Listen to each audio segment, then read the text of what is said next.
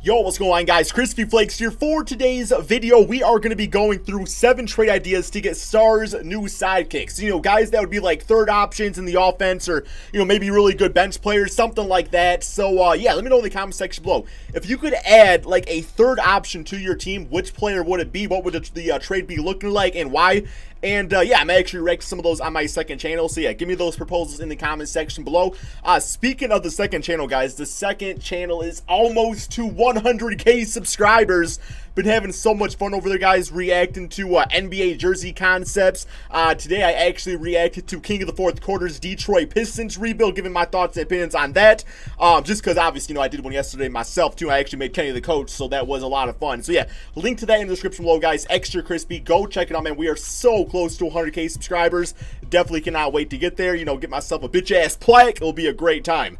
But yeah, so 7 trade ideas to get stars and new sidekicks on Bleacher Report. This is by the entire staff, guys. Usually it's one person, so we got the whole team out here generating this beautiful article for us. Let's check it out, see what these trades are all about. So the first one we have is Los Angeles Lakers add Buddy Hield to Anthony Davis and LeBron James. I absolutely think this is the perfect fit. Just like ego-wise, I feel like Buddy Hield would be perfect as kind of like that third scoring option on this team, because obviously he's one of the best three-point shooters in the entire NBA. So that's going to be perfect playing off either LeBron James or Anthony Davis in the offense.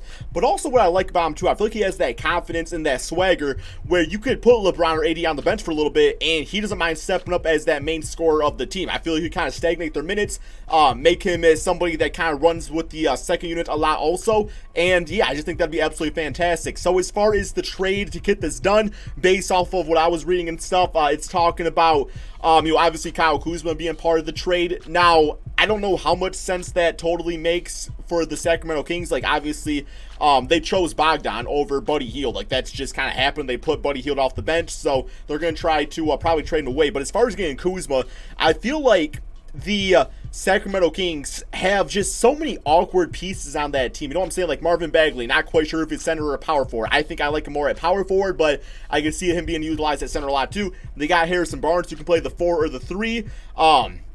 Bogdan can play the 3 or the 2, and it's like, who do you want to start out there? I just feel like there's a lot of chemistry issues. And then you throw Kyle Kuzma into the mix, who is kind of a high ego guy himself.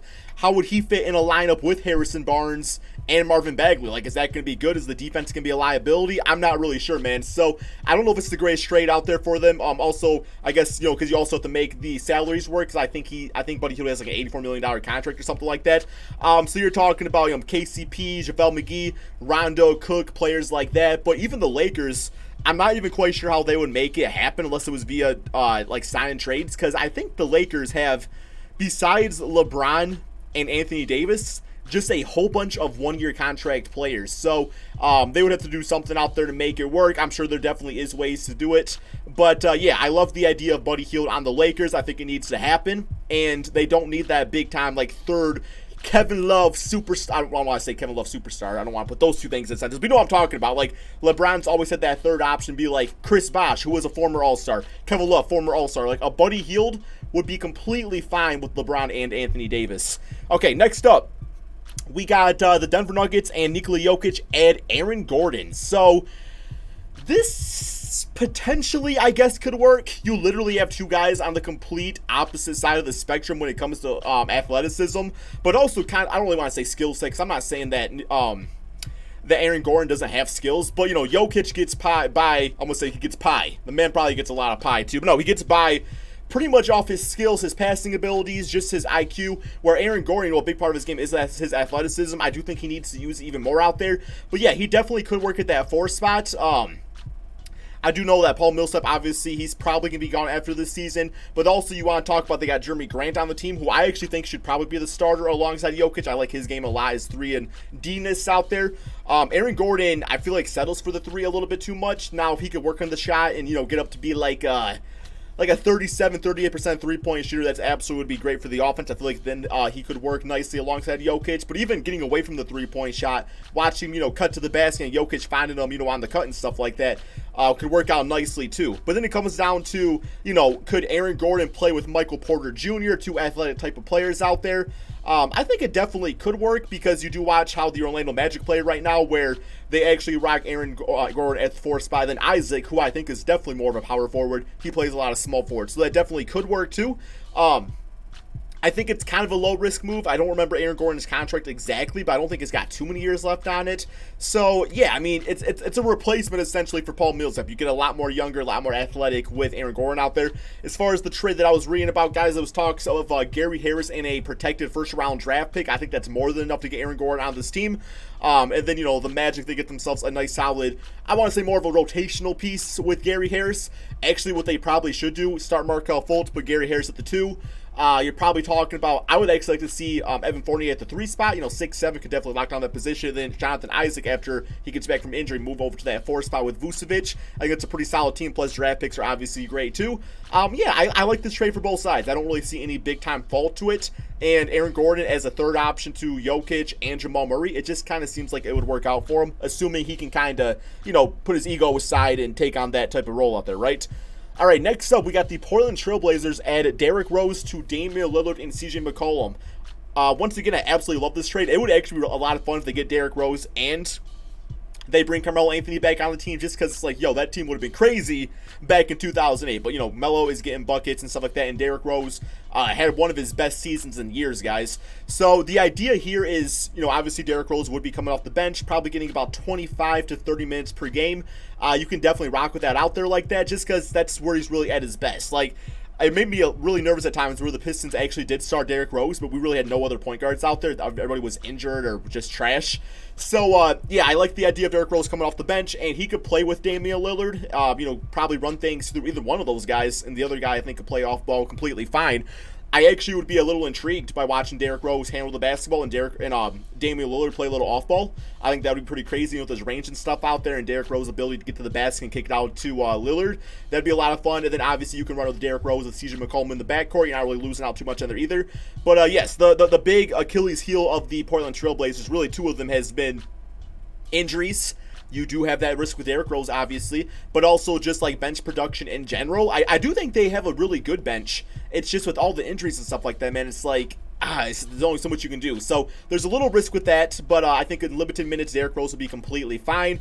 And with Damian Lillard, a superstar point guard, they would never really feel the need to go out there and just, you know, overutilize Derrick Rose. Like the entire time they'll be like, okay, yeah, we'll use Derrick Rose very selectively, and that would be great. As far as the trade, keep in mind I'm a Piston fan here, so let's see if I actually agree with this. The trade I was reading was Zach Collins and Trevor Ariza for Tony Snell and Derrick Rose.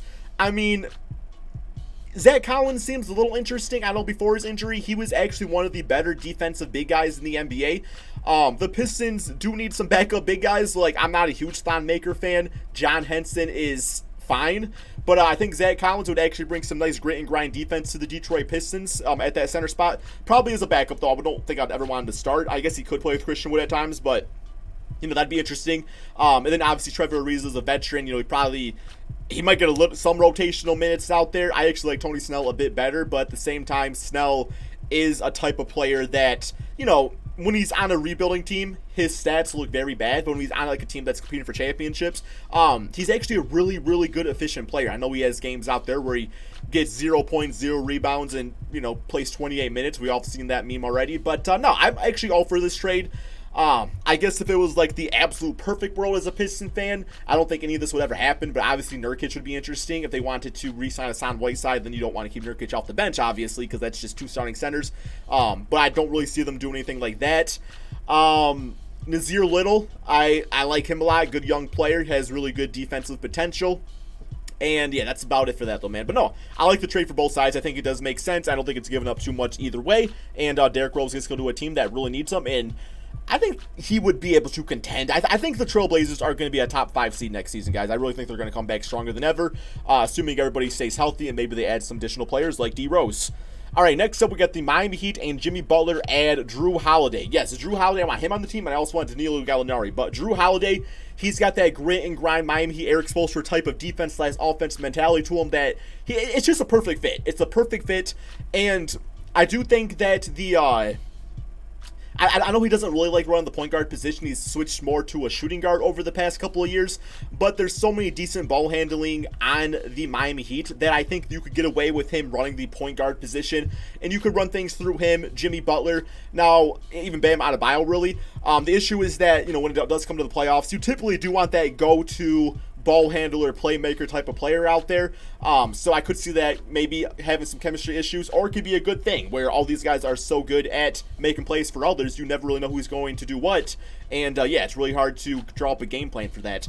But no, ideal lineup would be Jrue Holiday, Tyler Hero, Jimmy Butler. If they could get Gallinari, that would be absolutely perfect. I think it's a perfect play for that team. And then Bam Adebayo at the center spot. To me, that is a top 3 team in the Eastern Conference, guys. That team would be absolutely ferocious out there, and it just makes complete sense. I think Jimmy and Jrue, they would get along perfectly. I want to see that happen. It'd be a lot of fun. The trade that I was actually reading about, which makes no sense whatsoever, would be Andre Iguodala. Because they're saying, well, he has $15 million due next season. He could go over there and he could mentor the young Pelicans. Didn't we just try that shit on the Memphis Grizzlies? How that the guy didn't play a single game out there. Like, he pretty much forced a trade. He wanted to go to a contender. There's no way Andre Iguodala, there's no way the Pelicans would take a risk of taking on Iguodala for any reason whatsoever. So I do think to get this done, I mean, there is a lot of solid role players on the Miami you can probably give up. I don't really know if they would want to go with, like, Kendrick Nunn. I don't know if they'd really want to trade him away because of what he's done this season, but I would understand maybe to make a bit of a vertical move, you do that.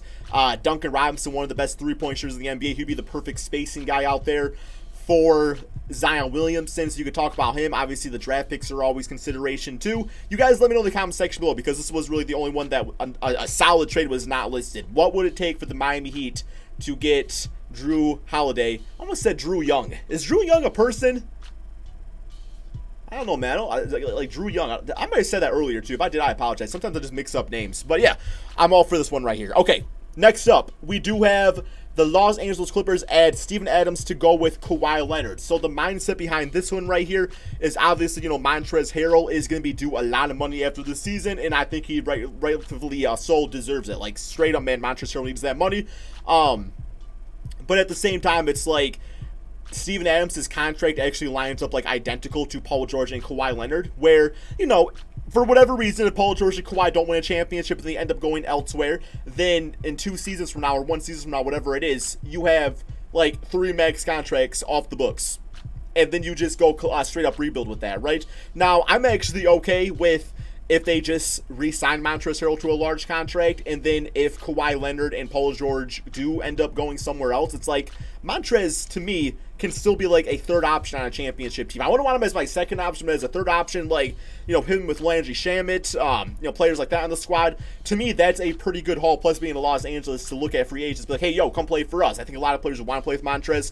But, yeah, I don't mind Steven Adams on the Clippers. I just think it's kind of like, it doesn't need to happen. So the trade that was being talked about would be a sign and trade of Montrez, and then you would include Zubac and Landry Shamet. I think that's giving up way too much. I do like Steven Adams. I think he's the perfect center for a championship team. I've always talked about him going to the Golden State Warriors. I would love to see this man setting picks and stuff for Steph Curry and Klay Thompson, just kind of banging down low and stuff like that. He'd be like the new Bogut for that squad. But yeah, either way, the Clippers are not in a bad place. They are either going to re-sign Montrez or trade for a guy like Steven Adams. Of course, you always do risk the fact that maybe Montrez doesn't want to go to the Thunder, and he just like signs with a different team. They don't get anything out of it. I guess that is a potential, but at the same time, Montrez is Shea. I would love that. Of course, playing with Chris Paul, he would make him a lot better too out there. I think Montrez is in pretty much the win-win situation. And then next up, we do have the Phoenix Suns and Devin Booker add Lauri Markkanen. So the Suns do need a power forward real bad. Lauri obviously fits in age-wise with the squad out there. I still think he has very high potential as an NBA player. We all know it's no joke that Jim Boylan was absolutely trash at working this man. And, just really, he was making him a spot-up three-point shooter. And Lauri, he isn't as much Frank Kaminsky to me as he is Kristaps Porzingis. I say that straight up. I feel like he could actually put the ball on the basket or put the ball on the floor, and attack the basket, do things like that, post up, and then, yeah, every now and then he's going to launch one up from 10 feet behind the three-point line and nail it. I really think that's good potential right there. He'd be nice alongside DeAndre Ayton where he does, so he would be able to stretch the floor. Now, I don't actually think the Chicago Bulls are going to get rid of him for any reason, unless, the only reason I can see them getting rid of Lauri is if the draft happens and they get like Obi Toppin and they're like, oh yeah, we want Obi to run the 4th spot. Then sure, then you're talking about that because they already got Wendell Carter out there, and Lauri to me is more of a 4 than he is a 5. So it really does depend on the NBA draft. But the trade that was being talked about right here was a 1st round protected pick from the Phoenix Suns and a guy like Cam Johnson or Mikal Bridges. Suns fans might think that's a little bit, giving up a little bit too much there with the two, one of the 2 young players there, and plus the draft pick. But it would probably be like a lottery protected. I don't think I would give up like a non-lottery protected pick or anything like that. But no, I could see it happening for both sides. Mikal or Cam would be solid for the Chicago Bulls, hopefully. Cam Johnson could probably play a little small forward over there if they don't want to re-sign Otto Porter. And then Mikal Bridges is a really solid 3-and-D player. So either way, I think it does make sense. Do I think it will happen? I think a lot of that depends on the draft. But no, he would be a good fit for the Phoenix Suns. And then last but not least, we got the Pelicans and Zion Williamson add Bradley Beal. I don't know, man. Like, I like Bradley Beal a lot. He's like a 30-point per game shooting guard. Shoots lights out from 3. Defense isn't the greatest, obviously, but if you're able to keep him and Lonzo Ball, somehow that is like the perfect backcourt, if you ask me. Just like their styles of play would complement each other very nicely, and obviously spacing for Zion and stuff like that. Another scoring option for Brandon Ingram. But I don't know. I would much rather them go for just like a sharpshooting 3-point shooter at the 2 spot. Derrick obviously is getting up there in age, so he's not going to be around for much longer. Duncan Robinson would be available.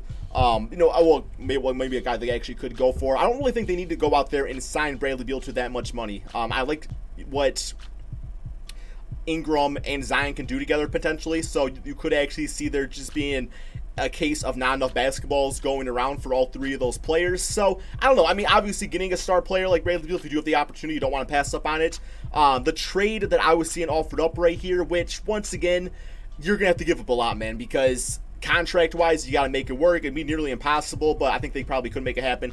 It would be like a trade of Alexander Walker, Lonzo Ball, Jackson Hayes, draft picks, which they do have a lot of from the Anthony Davis trade in exchange for Bradley Beal. From the Wizards side of things, I mean, getting just a whole slew of young talent and seeing if they can turn out to be something plus draft picks definitely is never a bad thing either. But, I don't know, man. It'd be fun to watch. It'd definitely be a fun team. Something about me is just like, they don't need that. They don't need that. I like what they got going on with their dynamic duo of Ingram and Zion already, guys. But, no, man, that is all 7 trades right there. I do hope you all did enjoy this video. Thank you all so much for watching. Be sure to drop that like, subscribe if you're new to my channel. And, yeah, man, just felt like talking some basketball today, so these are always a lot of fun to do. Peace out, my friends.